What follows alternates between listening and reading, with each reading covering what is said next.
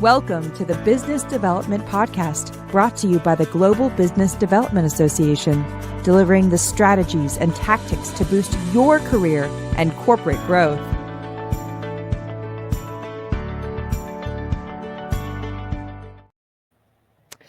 Hello, BD Pros, and welcome to the Global Business Development Association podcast called What is Business Development? Now listen, if you're doing enterprise, complex business development with clients that are very large organizations, some folks call those enterprise accounts. They can be the large Fortune 500s, they can be large governments. These are very complex business development functions. Wouldn't you like to have some guidance on how to do that, especially if you are a business developer in those verticals where you have those complex business development functions? And sometimes those responsibilities fall on the entrepreneur themselves. When they start their business, they are the business developer. And today we're going to talk to one of those individuals, and they've been through those functions of building their own business. And that person is Kristy Pittman. She successfully sold her 12-year-old company, and that company conducted a lot of work within the federal government space. And today she's a federal business coach. Kristy teaches small business owners how to win federal contracts. As a successful government contractor for over a decade, Kristy has been in the trenches, winning hundreds of government contracts for her own small business. And Kristy has helped small business owners with almost no federal experience and has taken those people to the point where they win millions of dollars in contracts. And, her goal is to become the premier business coach for veterans, as her former company was verified as a service-disabled, veteran-owned small business, and she is well-versed on how veterans can position their companies to take advantage of the many veteran set-aside contracts offered by the federal government. She's been dubbed the golden child of federal contracting by the International Association of U.S. Government Contractors, and she's been featured on numerous media outlets, including the Miami Herald and CNBC. And today, she's on our media profile with the GBDA podcast. Kristy, welcome to the show. Hey, Tony. Thanks for having me today. Great job on the intro. Oh, well, thank you, Kristy. And congratulations and great job on your new book called Government Contracts for Veterans. It's the insider secrets and winning strategies for entrepreneurial freedom. I like, how you position this book for veterans. Mm-hmm. It's packed with battle-tested strategies, real-world insights, and expert guidance. And it takes folks step by step through the process of securing federal contracts and building a thriving business. I read the book. I loved it. And what I always like to do when folks are guests on the show is they may have an industry vertical specialty. Here for you, it's federal government contracting. But there are so many lessons that people can learn as business developers, whether they are an individual contributor as a business developer on a BD team, or they are the entrepreneur who, by default, when they start their company, they are the business developer. And so, Kristy, I'd love to hear a little bit about your journey. How did you get into this role as a business developer and entrepreneur all at once? Wow. So that's a mouthful. I started the company with my former spouse, and we actually hired his brother to do BD for us. And guess what? It didn't work. So I had to, and we actually sold maintenance, repair, and operations products and services. And to me, that's just not sexy, screwdrivers and nails and, I didn't really understand a lot of that stuff, which is why we hired him and why I didn't want to do it. But I learned quickly that as the business owner, I needed to get out there and do it. And I did. And I found a lot of my clients actually taught me what I needed to know about that industry so that I could be successful.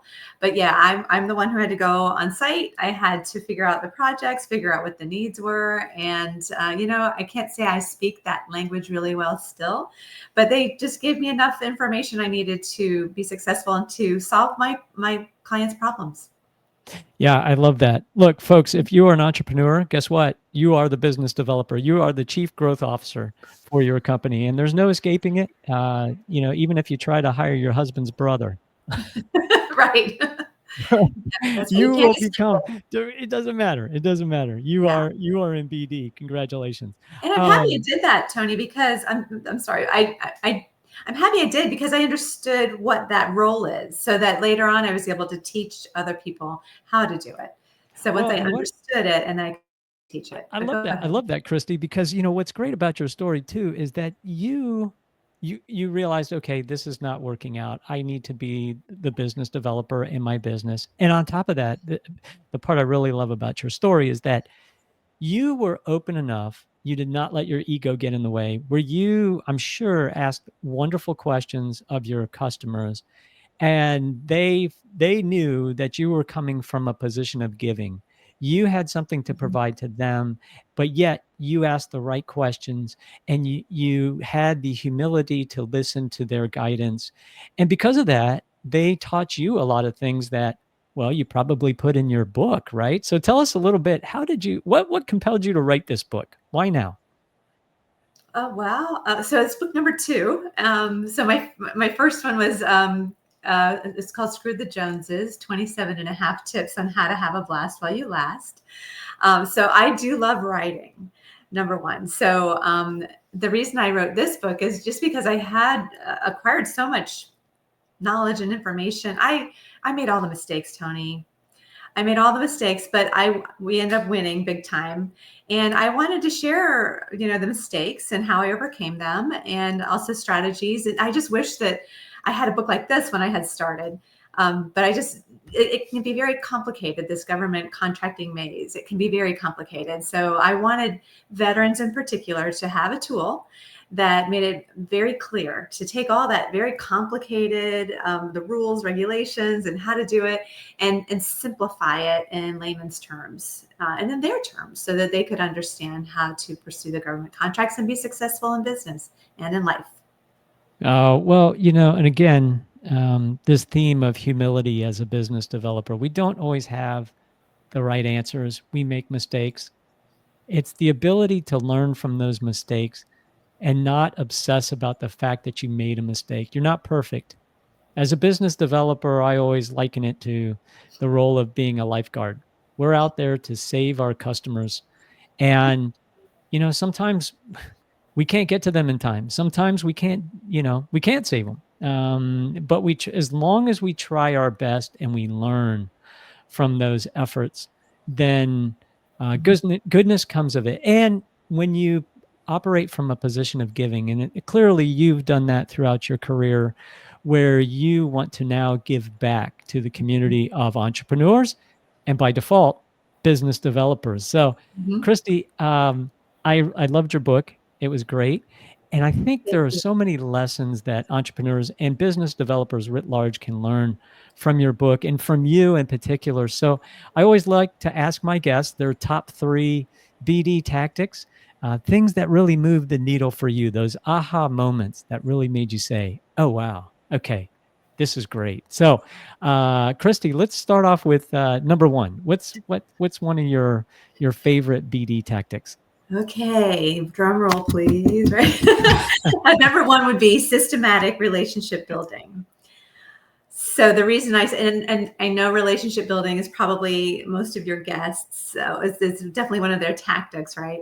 But the reason the relationship building is because without that, you really can't be successful.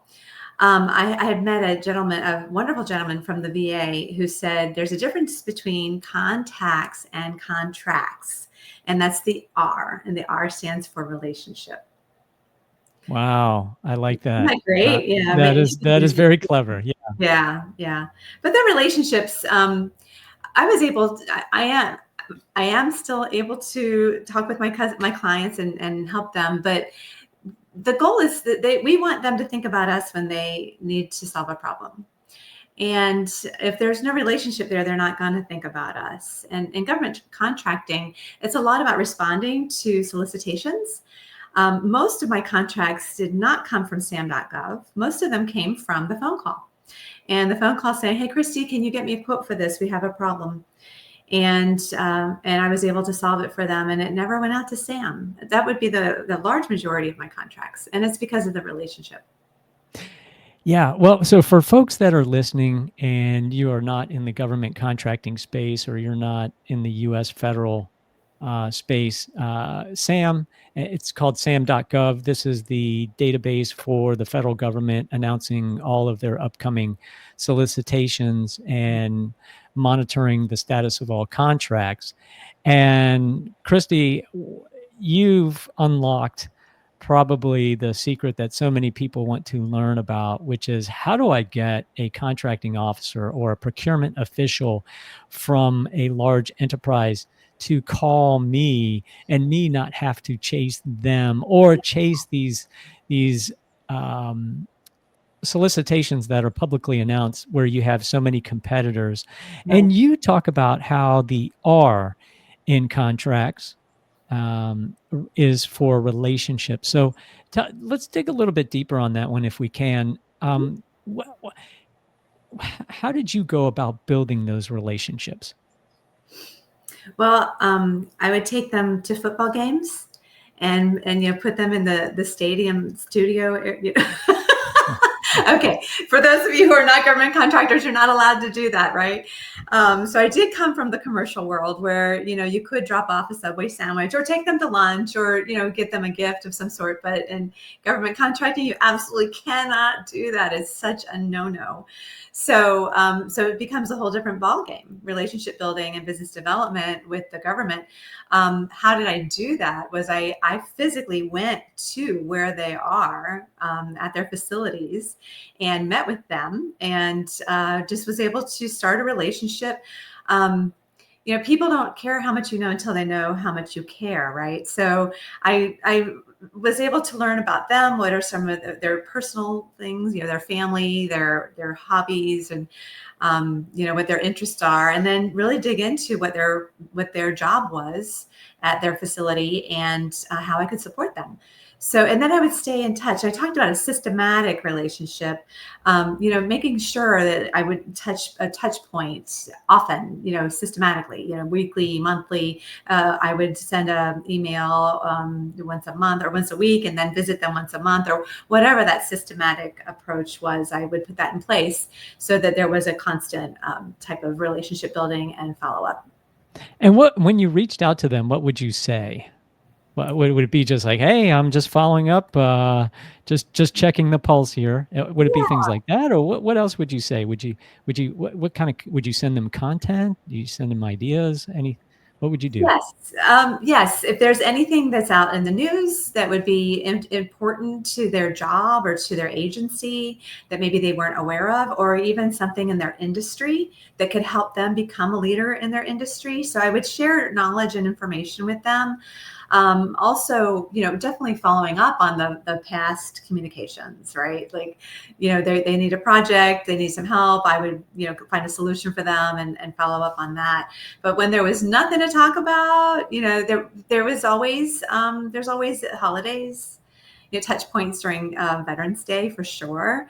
But definitely any industry hot points or anything hot in the news that could help them be a leader in their position in their facility. Yeah, that's I like how you provided value to them. Again, operating from a position of giving, and you kind of keyed in on one of those things when you started off with your statement about the football tickets. There's this phrase, people only buy from people they know, like, and trust. And I the trust I am all in on. That's a big part of the business development body of knowledge, is the trust component. The know kind of seems superfluous to me, because you have to know of somebody before you can buy from them. So that's kind of, and then the like part is the part that drives me crazy, because I think so many people misinterpret that. It kind of Mm, came up, I think, in the 70s, this neuro linguistic programming of, well, I've got to schmooze with people and I have to take them to football games and take them golfing. And in the commercial world, I think you can do that. I think it's increasingly becoming frowned upon. And I think that's a good thing. I think that's a good thing, to dispense and do away with these situations where it becomes transactional at that point, right? And there's actually a lot of science that supports that if you give somebody a gift and with the expectation of reciprocity, then you actually get less revenue from that. But what yeah. you did is you led with valuable information, articles, where you're looking out for their best interest. And I think that's a wonderful takeaway on your systematic approach to relationship building. Okay, so we kicked off with a great first tactic. What's the second one you have? Yeah, just to follow up on that systematic, I have become AI trained. I have been working with world-class leaders, paying thousands of dollars and spending hundreds of hours on learning about AI. And now with AI, systematic approaches are so much easier. And I've been working with Claude Pro to stay in touch and stay connected with my clients, and been able to make it feel like it's not robotic. So it's been pretty cool. So for anybody who's trying to do that with AI, Claude Pro is one of my favorite go-tos. Oh, thank you for sharing that, because we do like to spotlight technology Hmm. in business development. And the future for business developers is so exciting. And I think some people are quick to say, oh, well, it'll do away with business developers. Actually, it'll make us a lot better. First of all, it'll increase our efficiency, so we're not having to type out emails and pull things up. And I think it'll make us more in tune with our clients and prospects and help us be more valuable to them, whether that's automatically identifying new articles for a specific client Hmm. and valuable content, whether it's, hey, Tony, it's time to reach out to prospect so and so. Here's what you discussed last time, and you said you would do this, and here's the information you need to provide. I mean, that the efficiency and the effectiveness boost for us is absolutely incredible. And coincidentally, the BD profession continues to boom. We are one of the top fastest growing professions. LinkedIn over the past 5 years has routinely highlighted business development as one of the fastest growing job functions.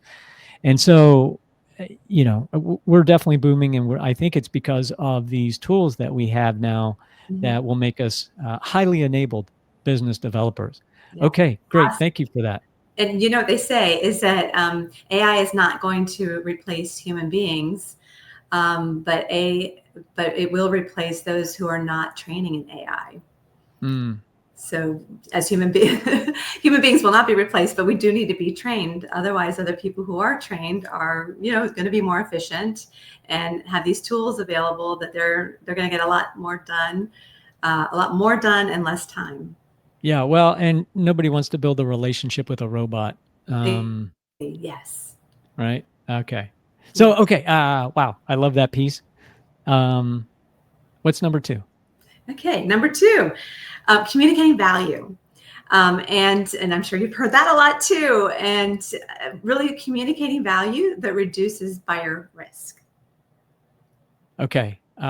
Communicating value that reduces buyer risk. I like this one. So what you're saying, if I understand correctly, is your buyers have a need to survive and thrive, let's put it that way. And Mhm. they need to avoid risk as much as possible so that they can succeed. And so your kind of go-to tactic is engage with them from a position of de-risking. You want to provide the solution that is the lowest risk with the highest probability of success, right? So how would you do that? Would you ghost your competitors and find out what the weaknesses of your competitors and say, well, not to call anybody out in the competitive field, but you need to look out for these risks in contract execution, which, by the way, as they're talking to these other competitors, they're realizing, oh, they have a lot of risk. So you're pointing out the weaknesses of competitors, but not directly by name. You're leveraging those for your competitive advantage, while at the same time, you are spotlighting your win themes, your competitive differentiators that de-risk the contract execution, correct? Yes. Is de-risk a word? It is now. I just made it up. If it's not copyrighted, It's like, spread cool. it I just around. have a new word. De-risk. Love that. Aw. So absolutely, having information about your competitors, getting that intelligence is absolutely key. And also, like you said, not talking bad about them, but understanding, what they struggle with, or how you might be better than them in different ways. It's very important for you to understand that. And of course, and again, we're not saying anything bad to our prospects about them, right? By name, just like you said. But the way that, and again, I primarily work a lot with veterans, and I do work with regular small businesses as well. But with the veterans, helping them to communicate their unique value. They have systematic thinking. They have mission critical experience. They're very reliable under pressure. And I'm able to help them by using AI to craft capability statements, proposals, and stuff like that helps them speak to what the contracting officers actually care about, which is getting the job done right with zero drama. So really, those are the things that really help to communicate their value and how they're special and different and can de-risk, with the contracting officers or their buyers' jobs, right? So these buyers, they want to reduce risk. It's so important to reduce risk, and to hire the wrong vendor is really bad. And their name is attached to the contracts. So they want to find out who is going to be the best and the least risky option for them. And then that ties back to relationships too. And for them to know who you are, and they already know, like, and trust you because you've done a great job for them already, or they just know that you're going to work out. Yeah. Okay. Good. So, okay, tactic number 3. Bring us home here with the tactic that will make us really good. Okay, number 3, opportunity intelligence. Oh, okay. Being able to do research, learning more about the industry, learning about the agency, learning about the specific buyer that you're talking to. So just any kind of research, any kind of opportunity intelligence. That's number 3, big time. I like opportunity intelligence, and I assume that in the opportunity intelligence, you also include your competitive intelligence, understanding the competitive field, who's potentially bidding on a contract, who's not, who may be interested in teaming and becoming a partner to go after the same contract with you, Yes. right? Yeah, Yes. that's great. That's great. Well, Kristy, I love these top 3 tactics that you shared with us today. And let me just summarize them. Please correct me if I miss anything. But tactic number 1 is the systematic relationship building. Building that trust over time with your prospects from a position of giving, providing value, and regularly providing value to those prospects really starts to put that R into contracts and get you from contacts to contracts. Right. Tactic number 2, de-risking. It's a brand new word, folks. We just made it clear. But presenting yourself as the lowest risk solution and the lowest risk provider to your prospects, that is a major consideration for them as buyers, is avoiding risk and maximizing success. So everything in your messaging has to be showing that you are the lowest risk solution. And I'll add, getting those lowest risk factors written into the formal solicitation that every bidder will have to accommodate. And you can only get that type of information if you do tactic number 3, which is intelligence gathering. And that's not just intelligence gathering about the extrinsic requirements that will end up being in the solicitation, but also those intrinsic requirements that the other competitors don't know about because the customer is telling you, and also learning your competitive intelligence to position yourself as the top player in the competitive field. And if you do all three of those things really well, you may just end up like Kristy Pittman with a very successful company and selling it and sharing your knowledge with everybody here today to show how you can have procurement officials, the buyers, pick up the phone and call you instead of you calling them. Kristy, you've been a wonderful guest. Thank you for joining us today. How can folks follow your work? How can they connect with you?